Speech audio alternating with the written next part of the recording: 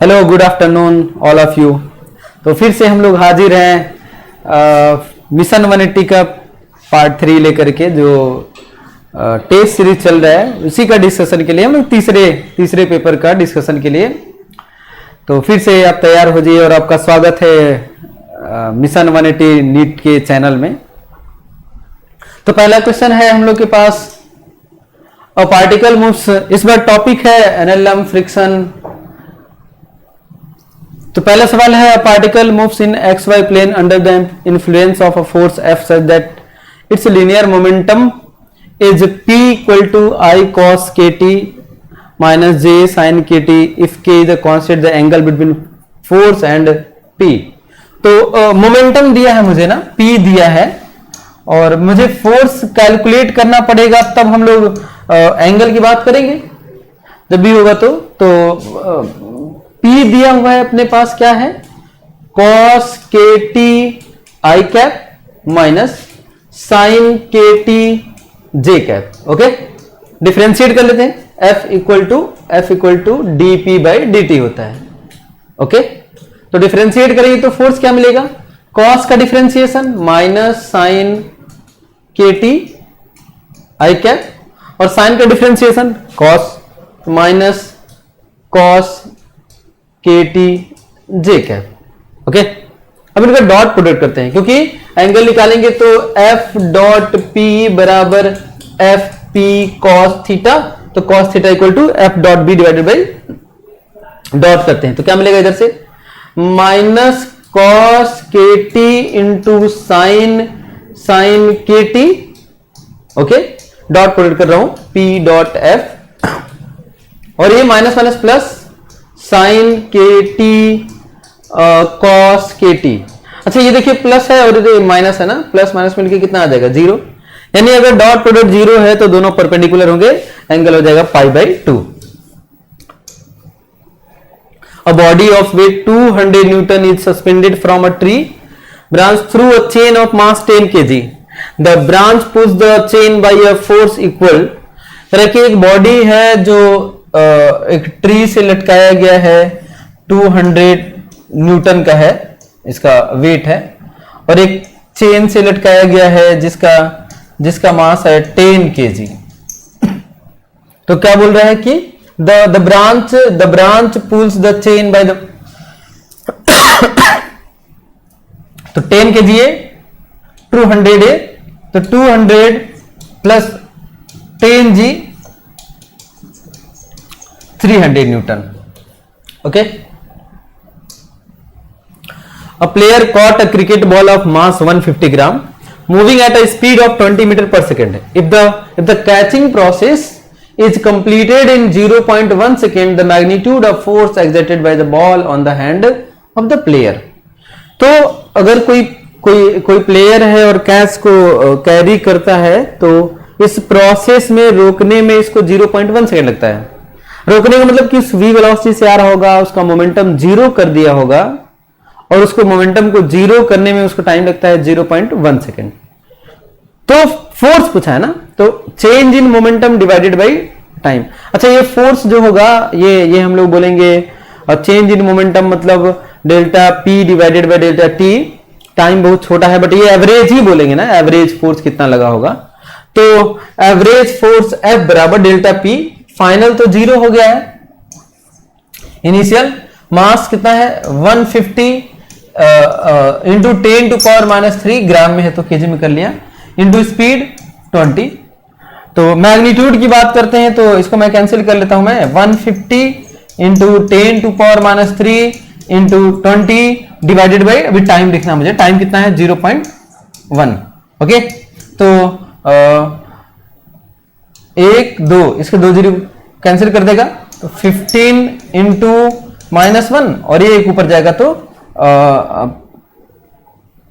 -1 divided by 10 to power -1, इसको भी लिख लिया, ये कैंसिल हो गया, कितना आ गया 15 इंटू 2, 15 इंटू 2 कितना 30 न्यूटन। इतना अप्रोक्स एवरेज फोर्स लगा ए।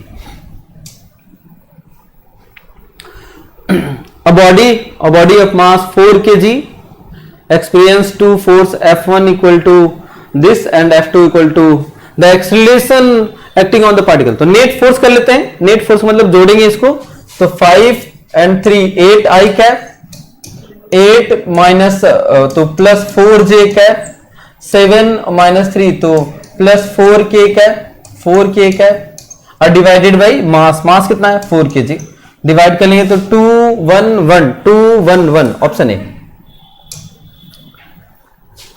3 blocks ABC pulled a horizontal smooth surface by a force of 80 Newton. T1 T2 की वैल्यू पूछ रहे हैं ना. अच्छा ऐसा सवाल होगा तो कैसे करेंगे. 80 न्यूटन से ये पुल कर रहा है इसको, मैं इसे क्लास में भी बताया हूं. तो पहले हम लोग एक्सेलरेशन कैलकुलेट करेंगे, है ना. एक्सेलरेशन कितना, टोटल फोर्स जो चला रहा होगा ऑब्जेक्ट को डिवाइडेड बाय टोटल मास, तो 3 2 5 5 10. एक्सेलरेशन कितना आ जाएगा 8 मीटर पर सेकेंड स्क्वायर. अब मुझे इसकी वैल्यू लिखना है ना, इसकी वैल्यू तो 2 है. या तो आप पीछे से भी लिख सकते हैं या तो इधर से आगे से भी लिख सकते हैं. अगर इधर से जिधर कम फोर्स या ज्यादा फोर्स ऐसे बोलेंगे, हो सकता है किधर भी फोर्स रहे, तो देखेंगे किधर कम है किधर ज्यादा है. इधर ज्यादा है इस टाइम, तो अगर ज्यादा की तरफ से चलेंगे तो घटाएंगे. क्या घटाएंगे, तो बोला कि अगर मैं T2 लिख रहा हूं, T2 बराबर इसके आगे 80 लिख लीजिए माइनस माइनस एक्सेलरेशन और ये मास लिख लीजिए. 2 है और ये 8 है, 8 दुना के 16, यही घटाना है मुझे. जहां लिखना है और फोर्स के बीच का टोटल मास इनटू एक्सेलरेशन, तो 80 माइनस 16 कितना हो जाएगा 64 न्यूटन T2 की वैल्यू. अब T1 लिखना होगा तो T1 इधर से भी चल सकते हैं, इधर से भी चल. इधर कितना फोर्स है 0, कुछ नहीं है तो 0. अब छोटे की तरफ से चलेंगे तो जोड़ते हैं, plus mass into acceleration 40. T1 की वैल्यू 40. आप इधर से भी चल सकते थे, 2 3 5 हो गया. 80 माइनस 40 आंसर 40.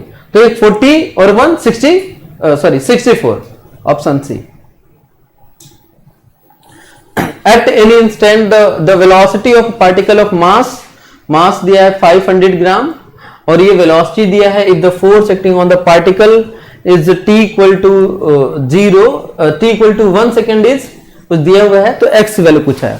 तो ठीक है, पहले वेलोसिटी दिया है, वेलोसिटी इक्वल टू दिया अपने को 2t I cap plus 3t square j cap.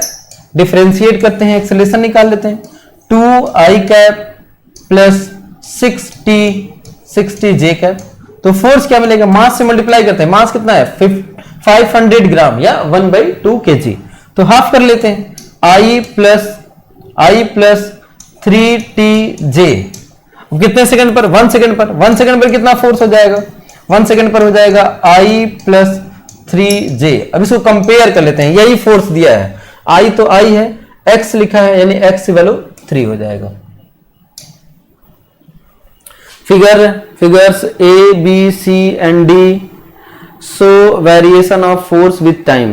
Okay, force का टाइम के साथ वेरिएशन दिया हुआ है.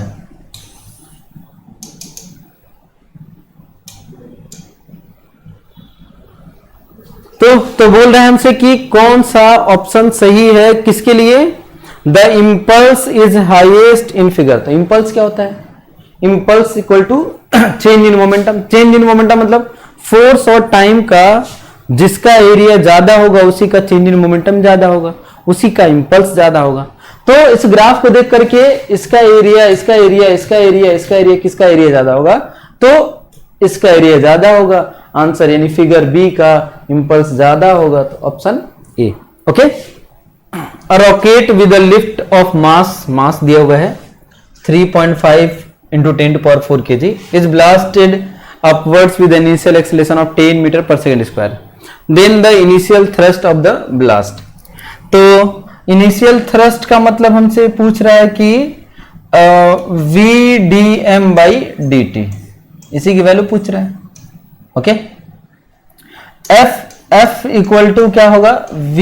अगर कोई रॉकेट है इसको ब्लास्ट किया गया एक्सेलरेशन ए के साथ, तो नेट एक्सेलरेशन है, तो VdM/dt जिसको थ्रस्ट बोल रहे हैं, इस पर क्या लग रहा होगा, नीचे की तरफ mg लग रहा होगा, ऊपर की तरफ थ्रस्ट लग रहा होगा.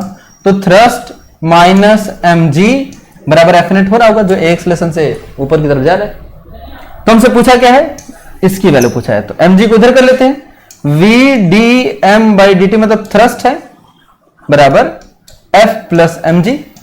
एफ की value M into A, acceleration दिया है, कितना दिया है एक्सेलरेशन 10 और मास है तो 3.5 into 10 to power 4 into 10 m into a plus plus plus M g. Mass कितना है, यही 3.5 इंटू 10 टू पावर 4 इंटू 10, दोनों बराबर है, मतलब जोड़ देंगे तो 2 से गुणा कर देंगे तो 7 into 10 to power 3.5, 7 into 10 to power 5। Okay, option B,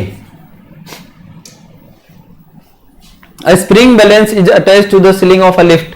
A man hangs his bag on the spring and the spring reads 49. ठीक है, एक सीलिंग था, एक इसमें स्प्रिंग बैलेंस था, यहाँ पर एक बैग हैंग कर दिया, इसका मास था, इसका वेट था 49.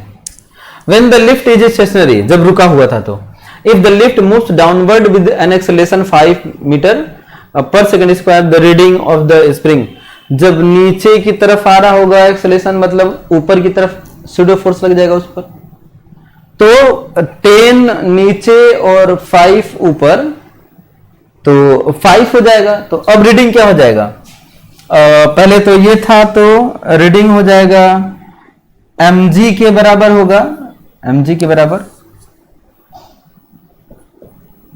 तो इसका मास 4.9 ले लेते हैं, डिवाइड कर लिया 4.9 रहा होगा, mg नीचे लेकर क्या होगा, अब कितना हो गया है 5 हो गया ना, तो 4.9 इंटू 5, अच्छा इसको मैं अप्रोक्स 5 इंटू 25, अप्रोक्स कितना आ जाएगा 24 Newton. Okay, when forces F1, F2, F3 are acting on a particle of mass m such that F2 and F3 are mutually perpendicular, then the particle remains stationary. If the force F1 is now removed, then the acceleration of the particle.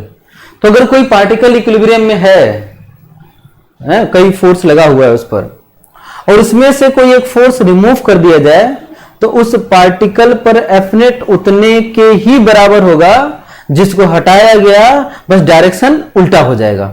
जैसे जैसे मैं मान लूं कि ये 3 force है F1, F2, F3, F1, F2, F3, और इसमें से बोल रहा है कि F3 को हटा दिया गया, इक्विलिब्रियम में है ना, तो इसका मतलब इन दोनों का रिजल्टेंट इसके बराबर रहा होगा तभी और डायरेक्शन किधर होगा, तो इसको हटा दिया गया तो पार्टिकल पर एफ नेट इसी के बराबर होगा, बस डायरेक्शन किधर हो जाएगा ऊपर की तरफ। तो एक्सेलरेशन क्या मिलेगा, F1 जिसको हटाया गया डिवाइडेड बाई मास, जिस फोर्स को हटाया जाएगा वो फोर्स नेट फोर्स हो जाएगा और डिवाइडेड बाई मास कर देंगे। Okay,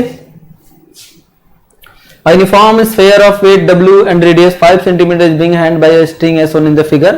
The tension in the string, इस स्ट्रिंग में बात कर रहा है, तो ये 8 दिया है, इसका रेडियस 5 दिया है, तो ये 5 हो जाएगा और ये भी 5, तो 8 और 5 कितना हो जाएगा, ये 13 हो जाएगा। नीचे की तरफ क्या लग रहा है, W लग रहा है, इसको मान लिया थीटा, इधर कंपोनेंट कर लेता हूं मैं। ओके,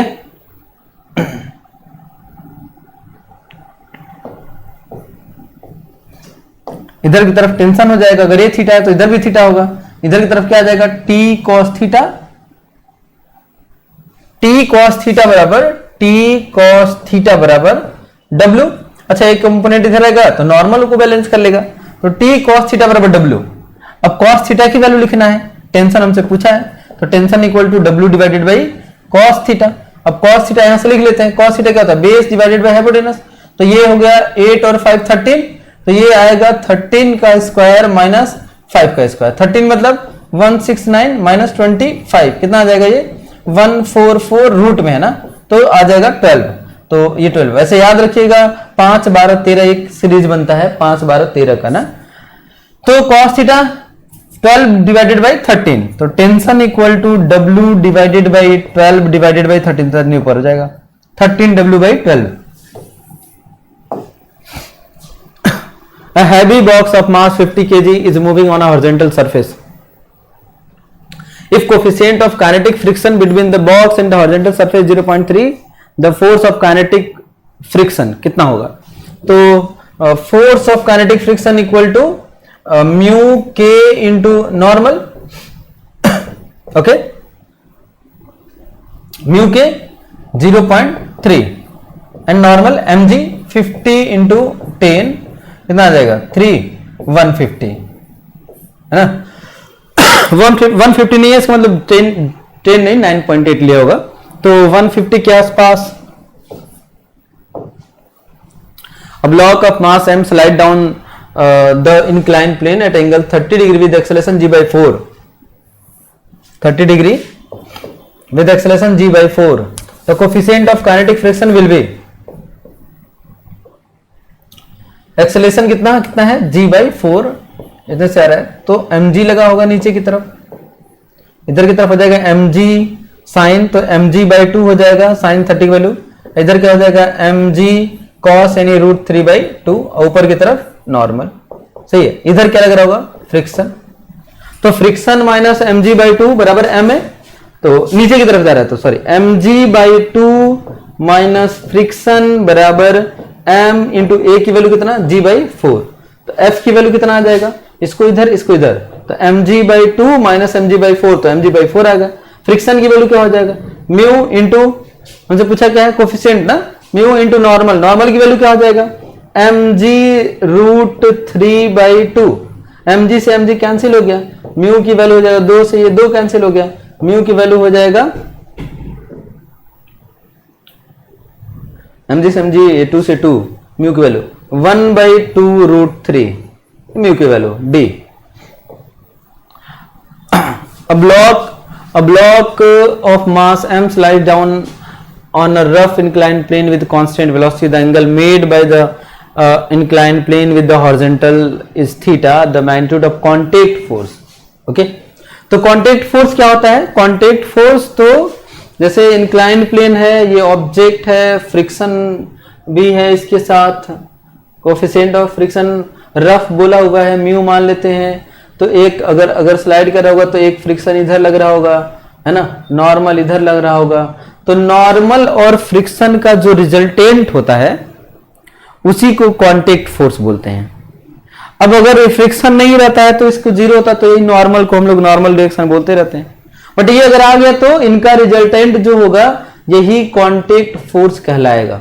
ओके, अब ये कांस्टेंट वेलोसिटी से चल रहा है, इसका मतलब इस फ्रिक्शन की वैल्यू होगा mg sin थीटा. फ्रिक्शन की वैल्यू कितना हो गया? mg sin थीटा, क्योंकि नेट फोर्स जीरो रहा होगा तभी कांस्टेंट स्पीड से कांस्टेंट वेलोसिटी से चल रहा होगा. और नॉर्मल क्या हो जाएगा? नॉर्मल की वैल्यू हो जाएगा mg cos थीटा, mg इधर की तरफ है, sin थीटा cos थीटा. इनका रिजल्टेंट निकालेंगे तो कांटेक्ट फोर्स कितना आ जाएगा?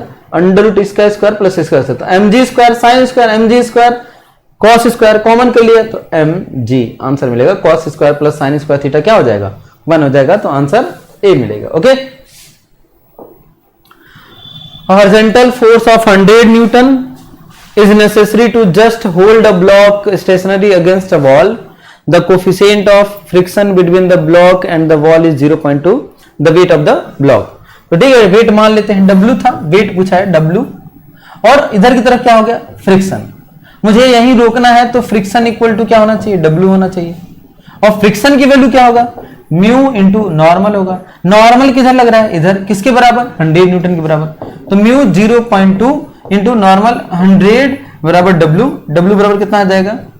20 न्यूटन. ओके, तो इतना वेट रहना चाहिए अगर वहीं पर रुकना है. इससे ज्यादा हुआ तो फिर तो दिक्कत आ जाएगा. 2 blocks P and Q of masses 3 and 2 kg rest on the a force of 5 Newton acts on the force exerted by P on Q. तो यहाँ का फोर्स पूछा रहा है, फिर से वैसे ही करेंगे. टोटल कितना घुमा रहा है, भगा रहा है, तो 5 न्यूटन है. टोटल मास 5 kg, तो एक्सेलरेशन की वैल्यू 1 आ गया. यहां पर लिखना है, फिर से वही काम करेंगे. 5 माइनस m इंटू ए 1 आ गया, 3 कितना आ गया? 2 न्यूटन. आप इधर से चलेंगे तो इधर 0 है, 0 प्लस 2 इंटू 1 2, तो आंसर क्या मिलेगा? 2 न्यूटन.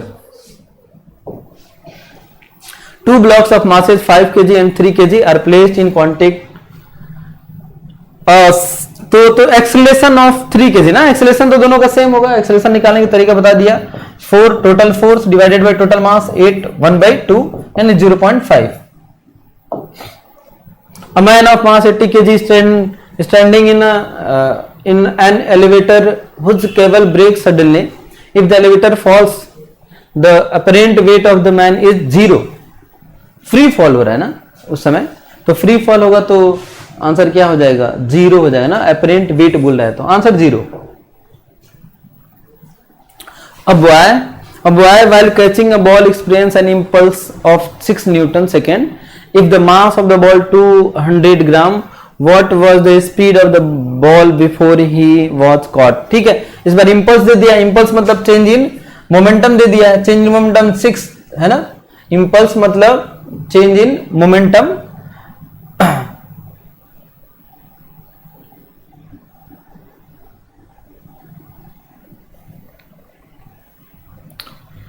ओके, और चेंज इन मोमेंटम मतलब force into time, change in time. तो हमसे पूछा क्या है, व्हाट इज द स्पीड ना, तो हमसे यही बात ही कर ले रहा है, और कुछ तो बात करनी नहीं. तो कैच कर रहा है तो फाइनली तो 0 हो गया होगा, इसका मतलब m इंटू वी जो है वो 6 के बराबर होना चाहिए. मैं मैग्नीट्यूड की बस केवल बात कर रहा हूं. Initial m v final 0, change m v आ जाएगा, बराबर कितना होना चाहिए, ये होना चाहिए.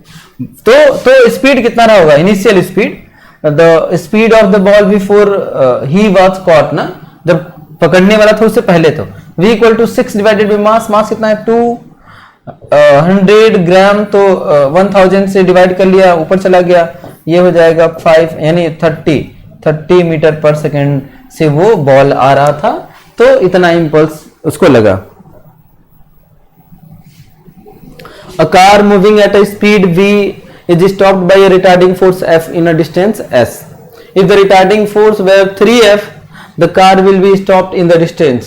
तो ठीक है, v square equal to u square plus 2as, ये तो सबके लिए stopped by car moving at a speed मतलब इनिशियल दिया है, और फाइनल सबके लिए क्या कर रहा है, 0 कर रहा है फाइनल. तो और रिटार्डेशन यानी v square equal to u square equal to 2as, ये दोनों के लिए सेम है ना, तो दोनों के लिए सेम है, तो क्या कर लूं मैं, यानी a जो है वो इनवर्सली प्रोपोर्शनल टू s है, अगर ये कांस्टेंट है तो a inversely proportional to s, तो क्या बनेगा relation, a1 divided by a2 बराबर s2 divided by s1. a1 की वैल्यू f है, मास बराबर होगा f ही ले लेता हूं, f बाई m कर लेता हूं. a2 की वैल्यू 3f हो गया है, s2 निकालना है मुझे, s की वैल्यू s है, ये कट जाएगा, s2 की वैल्यू क्या आ जाएगा,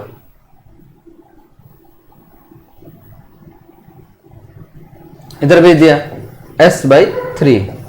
ओके, फिर से एक बार देख लेते हैं. A car moving at speed v is stopped bye a retarding force f in a distance s. If the retarding force were 3f, the car will be stopped in a distance s/3. okay, v square बराबर u square plus 2s, final 0 होने वाला है, initial दोनों के लिए बराबर है, तो इधर कर लेंगे, तो 2as बराबर कुछ कांस्टेंट है, तो as बराबर कांस्टेंट ही होगा, यानी a inversely proportional to s होगा. Okay, two blocks of masses m equal to 5 kg and 3 kg are placed on a horizontal surface as shown in the figure. The coefficient of friction between the blocks is 0.5 and between the blocks m and the horizontal surface is 0.7. What is the maximum force?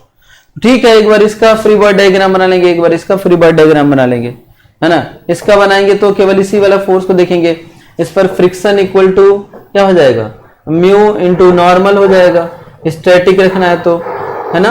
तो mu की value कितना दिया है 0.5, मास कितना है इसका 3 into 10 कितना आ जाएगा, ये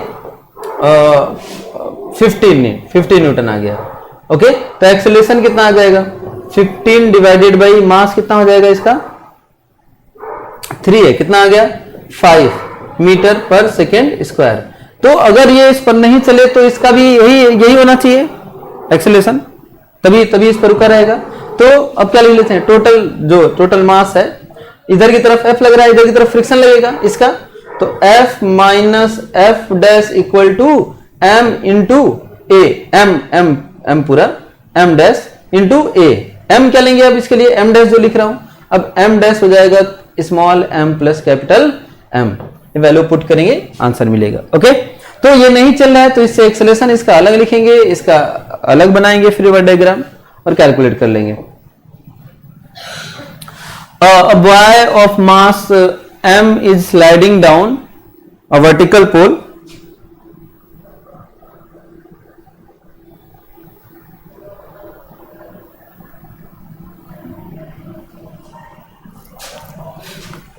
by pressing it a horizontal force F. If mu is the coefficient of friction between the palms and the pole, the acceleration with which the slide down na a boy of mass m is sliding down a vertical pole by pressing it with the horizontal force ना, horizontal force लगा करके ये नीचे आ रहा है। If the coefficient of friction mu है, palm and the pole, the acceleration, तो इस तरीके से आ रहा होगा, नीचे की तरफ mg उसका लग रहा होगा, ऊपर की तरफ फ्रिक्शन लग रहा होगा, है ना।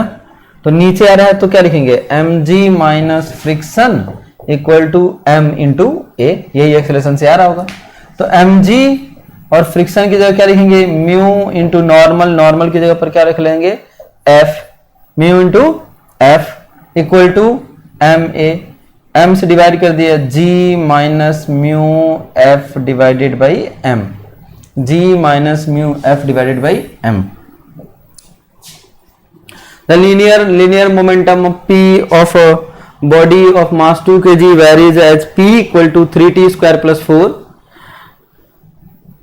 तो पूछ रहा है कि क्या where p and the follow that the boy is moving with speed with a constant speed variable acceleration। तो ये क्या दिया हुआ है, मोमेंटम दिया हुआ है ना पार्टिकल का। तो मोमेंटम दिया है तो इसको डिफरेंशिएट करेंगे तो क्या मिलेगा, f मिलेगा dp by dt, क्या हो जाएगा 6t, यानी फोर्स जो होगा वो वेरिएबल है, फोर्स वेरिएबल है तो स्पीड तो कांस्टेंट नहीं रहेगा, पहली बात मैग्नीट्यूड बदलता रहेगा, है ना।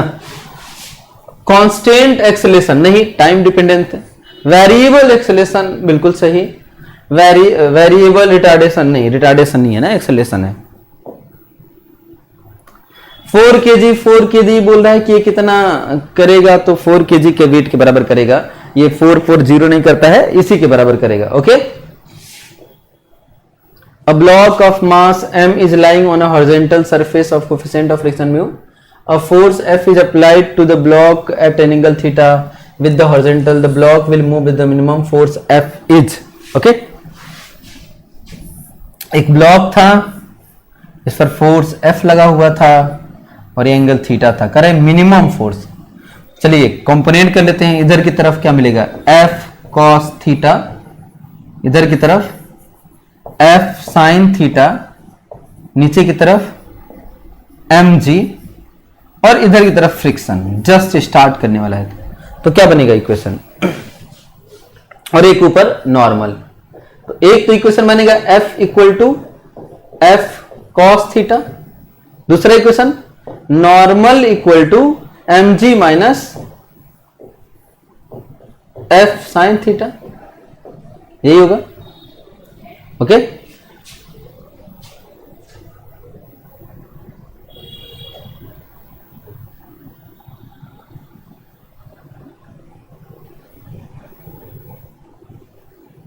F equal to mu into normal, mu normal की जगह mg minus F sin theta. Okay, और ये किसके बराबर होना चाहिए, F cos थीटा के बराबर होना चाहिए।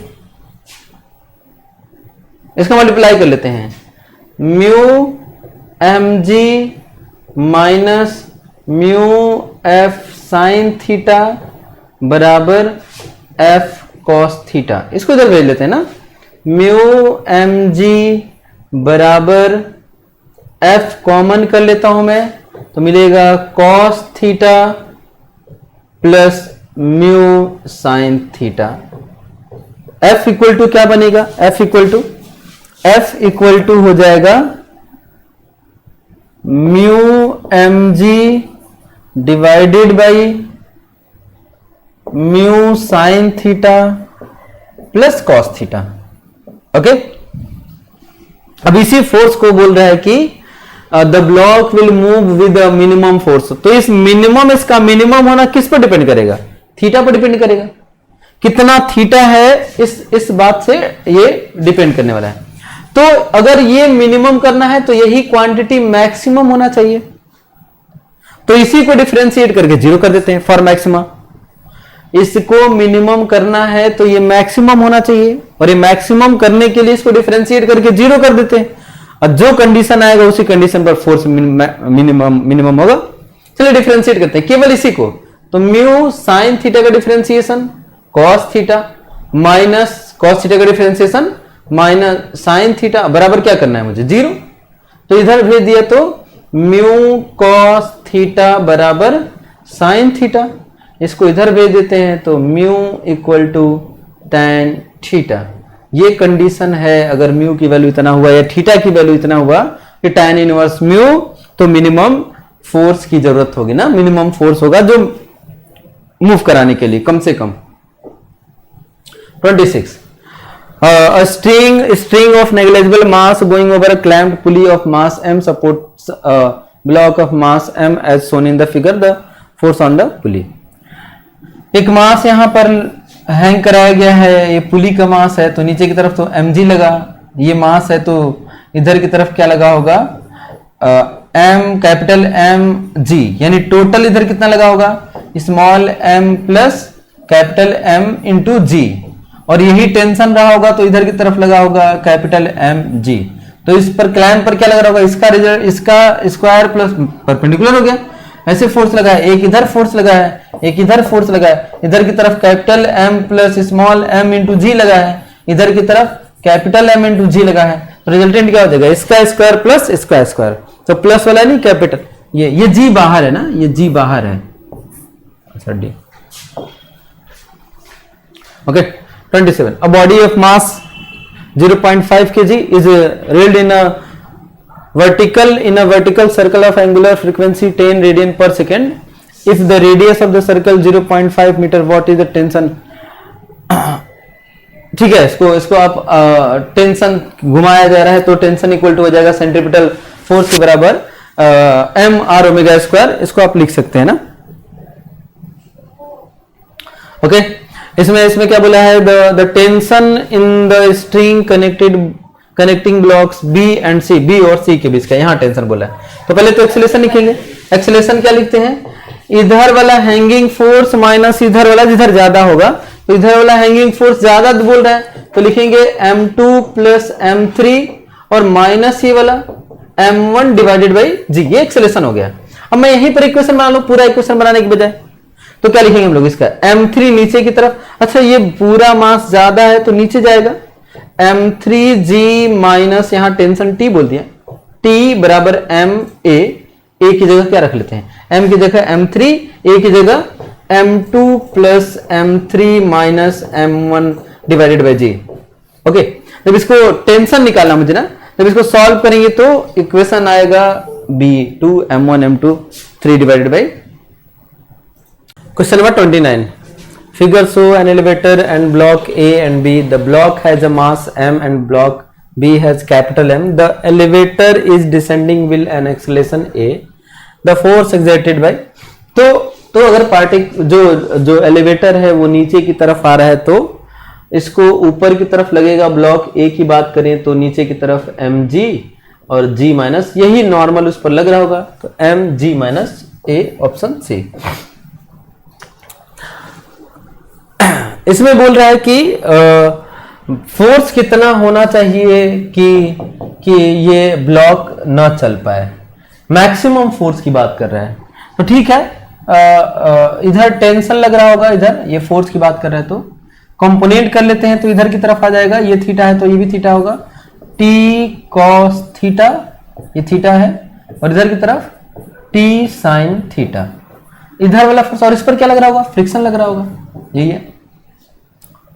अगर इसको नहीं चलना है तो यही वाला मैक्सिमम फोर्स है, मतलब जो F लगाया गया है यहां पर मान लेते हैं, तो क्या होगा इक्वेशन, टी साइन थीटा बराबर F हो जाएगा, और टी कॉस थीटा बराबर म्यू mg हो जाएगा फ्रिक्शनल फोर्स। डिवाइड कर लेते हैं तो इधर मिलेगा tan थीटा बराबर F divided by mu mg, तो F की वैल्यू क्या हो जाएगा, mu mg tan theta, mu mg tan theta. The coefficient of static friction between two surfaces depends upon normal reaction, नहीं static friction normal reaction नहीं, वो नहीं होगा ना, एरिया ऑफ कॉन्टेक्ट नहीं, एरिया ऑफ कॉन्टेक्ट पर नहीं, केवल नेचर पर डिपेंड करता है। Shape of the surface is in contact, तो शेप की बात कर रहे हैं तो थोड़ा सा हम लोग सोचेंगे, अगर सरफेस के शेप की बात कर रहा है तो इस पर डिपेंड करेगा, जिस पर जो जैसे मान लीजिए कि ये दो रखा गया तो ऐसा सरफेस है, इस तरीके का सरफेस है, ऐसा सरफेस, इस पर डिपेंड करेगा। तो अगर हम लोग इस शेप की बात करें तब तो ये सही है, या ऑब्जेक्ट की अगर इस तरीके का शेप की बोल रहा है कि ऐसा शेप होना चाहिए, ऐसा शेप होगा, ऐसा शेप होगा, इसके शेप की बात कर रहा है तब तो इस पर भी डिपेंड नहीं करेगा। ओके, तो अगर इस शेप की बात कर रहा है तो ऑप्शन बी होगा, क्योंकि उसी सरफेस इन कॉन्टेक्ट की बात ही कर रहा है, नहीं तो अदरवाइज कोई नहीं होता, नवदीज होता। तो ये थोड़ा सा कंफ्यूजिंग वाला है कि कौन से सरफेस की, कौन से शेप की बात कर रहा है, तो मैं तो यही मान रहा हूं कि ये कॉन्टेक्ट में जो है इनके सरफेस और इसके सरफेस की बात कर रहा है कि कैसा है, तो फिर ऑप्शन बी सही होगा। अब इनमें देखा जाए कि पूछा है कि इसका स्पीड क्या होगा, स्पीड से चल रहा था तो नेट फोर्स 0 है, देखिए ये सब नेट फोर्स 0 है, तो स्पीड वेलोसिटी चेंज नहीं होगा, equal to v।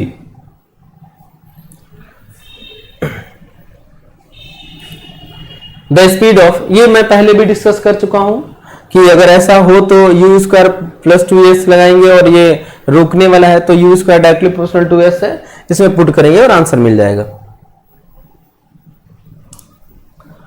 Assertion reason सवाल, pulling roller is easier than the pushing it, तो जो लॉन वगैरह में होता है एक रोलर, तो उसको खींचना और ढकेलना, तो ढकेलना कठिन होता है खींचने की बजाय। जब लोग खींचते हैं तो इधर फोर्स लगाया तो इसका एक कंपोनेंट इधर की तरफ, इधर फोर्स लगाया तो एक कंपोनेंट इधर की तरफ, एक आगे की तरफ, तो इधर वाला नॉर्मल को कम किया तो फ्रिक्शन की वैल्यू कम हुई, तो आसान हो जाएगा। बट अगर मैं ऐसे प्रेस कर रहा हूं तो इसका एक कंपोनेंट नीचे की तरफ, नॉर्मल को बढ़ा दिया, इसलिए आसान होता है खींचना ढकेलने की बजाय, तो ये सही है।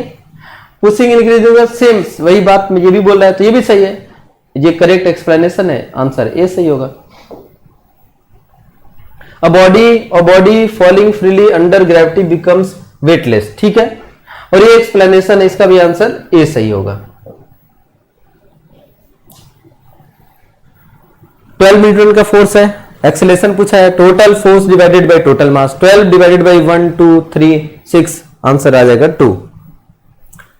फोर्स और टाइम का ग्राफ दिया हुआ है, हमसे पूछा है कि मोमेंटम क्या होगा, तो ठीक है, फोर्स और time F equal to dp by dt, इधर dt को मल्टीप्लाई करते हैं, इसका एरिया निकाल दिया जाएगा तो चेंज इन मोमेंटम की बात आ जाएगा।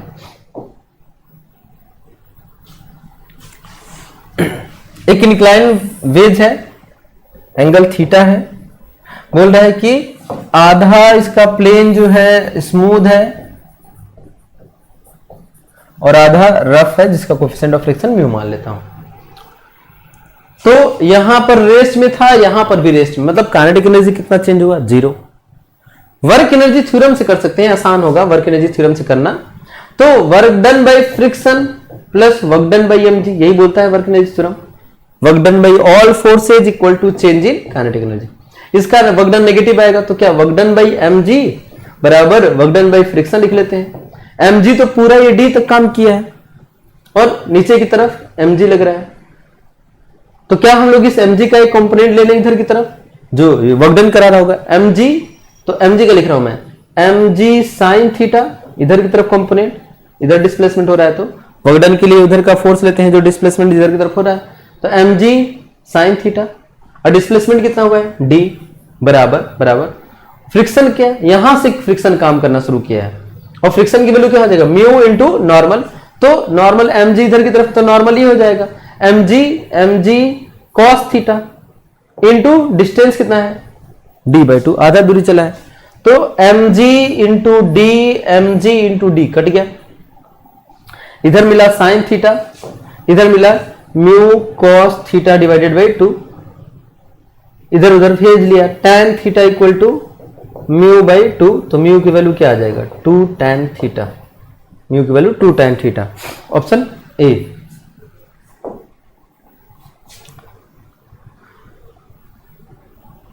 एक्सेलरेशन ऑफ 5 kg, इसका एक्सेलरेशन पूछा है, तो ठीक है, फिर से कितना इसको मूव कराने वाला फोर्स है, मूव कराने वाला फोर्स यही है 5 इंटू जी और divided by total mass 5 into 4, तो 9, सॉरी 5 प्लस 4 9 हो जाएगा, यही एक्सेलरेशन होगा, इसको कैलकुलेट कर लेंगे। If mu is the coefficient of friction between the tyres and road, the minimum stopping distance for a car of mass m moving with velocity v, तो ठीक है, कार चल रही है तो फ्रिक्शनल फोर्स क्या हो जाएगा म्यू इंटू mg, यही होगा, तो एक्सेलरेशन कितना हो जाएगा f डिवाइडेड बाई m, तो मिलेगा म्यू g, यही रिटार्डेशन काम कर रहा है, जीरो करना है फाइनल स्पीड, इनिशियल है v square, retardation minus 2 a की जगह म्यू g इंटू s, तो s की वैल्यू क्या हो जाएगा v square by 2 mu g, v square by 2 mu g। In rocket 100 kg, ये दिया हुआ, ये dm बाई dt रेट दिया है मास का, dm by dt equal to 40, और स्पीड कितना दिया हुआ है, speed 5 into 10 to power 4 metre पर सेकेंड। थ्रस्ट ना, थ्रस्ट की वैल्यू मतलब v dm बाई dt, यही थ्रस्ट है, मास के निकलने की वजह से जो फोर्स लगेगा उसी को मास इजेक्ट हो रहा है, उसी को किस रफ्तार से हो रहा है, तो इसी को हम लोग फोर्स को थ्रस्ट बोलते हैं। मल्टीप्लाई कर लेंगे 5 चौके 20, 200, 2 इंटू 10 टू पावर 6, ओके। इसकी बात कर लेते हैं,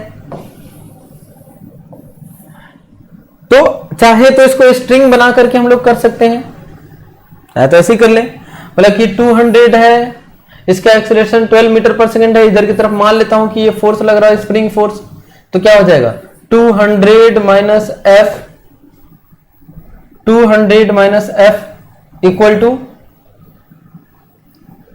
20 इंटू 12, इसको इधर भेज लिया, इसको इधर भेज लिया, एफ इक्वल टू 200 माइनस 240 कितना आ जाएगा -40, मतलब इस पर इधर की तरफ फोर्स लग रहा होगा, इस पर भी इतना ही फोर्स लग रहा होगा जितना ये है 40, कितना है मास 10 kg, तो acceleration equal to 40 divided by 10 कितना आ जाएगा 4 मीटर पर सेकंड स्क्वायर।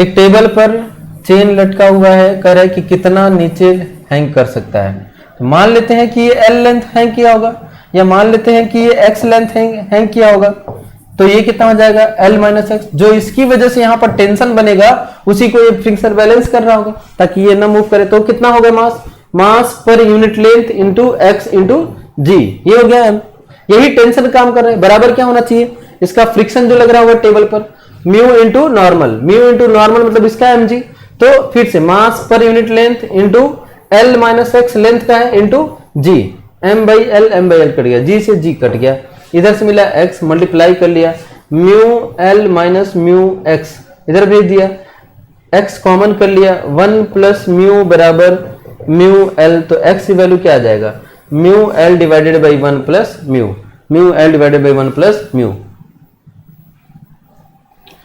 मास है, दो स्प्रिंग बैलेंस से लटकाया गया, तो ये भी 8 kg, ये भी 8 kg का वेट रीड करेगा, दोनों बराबर करेंगे।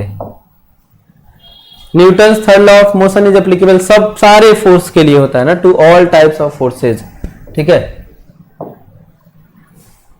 फिर से इसका कंपोनेंट करेंगे, क्या बोला है कि मूव ना करे तो इधर कंपोनेंट करेंगे, तो इधर की तरफ मिलेगा हमें, इधर की तरफ मिलेगा f cos 30 और इधर की तरफ मिलेगा F sin 30 और इधर की तरफ हो जाएगा फ्रिक्शन।